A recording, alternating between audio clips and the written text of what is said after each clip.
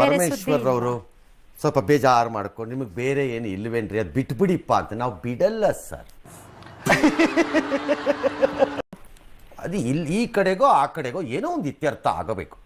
ದರ್ಶನ್ ಹೌದು ಆತನೇ ಕೊಲೆಗಾರ ಆಗೋಯ್ತು ಹಾಕ್ರಿ ನೇಣಿಗೆ ಅಂತ ಇಲ್ಲಿ ಯಾವನು ಹೇಳೋಕ್ಕಾಗಲ್ಲ. ಅಥವಾ ಅವ್ರು ಮಾಡೇ ಇಲ್ಲ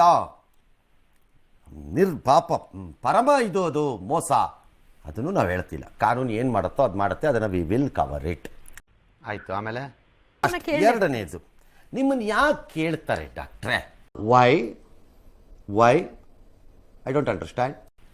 ನೀವು ಸ್ವಲ್ಪ ಮಾತಾಡ್ತೀರಿ, ಶಾಂತಚಿತ್ತವಾಗಿ ಸ್ವಲ್ಪ ಮಾತಾಡ್ತೀರಿ ಅಂತ ನಿಮ್ಮನ್ನು ಕೇಳ್ತಾರೆ.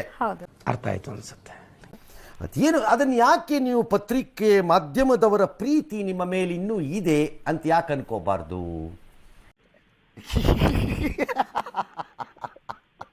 ನೀವು ಹೆಚ್ಚು ಮಾತಾಡಬೇಕು ಡಾಕ್ಟ್ರೇ. ಯಾಕೆ ಸರ್?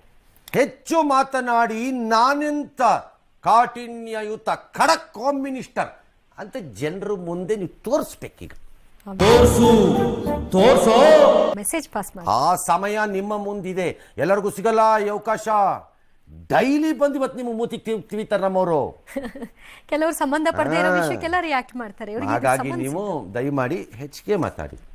ಏನಾದ್ರು ವಿವರ ಇಲ್ದಿದ್ರೆ ಇವತ್ತೇನು ಅಪ್ಡೇಟ್ಸ್ ಏನು ಇಲ್ಲರಪ್ಪ ಅಂತ ಹೇಳಿ ಬೇಕಾದ್ರೆ ಅಷ್ಟೇ.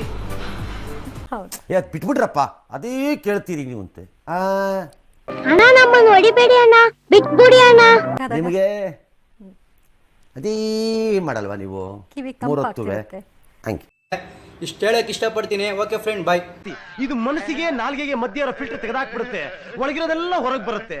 ನನ್ನ ಪ್ರಕಾರ ಇದೇ ಗಾಡ್ ದೇವ್ರೇ.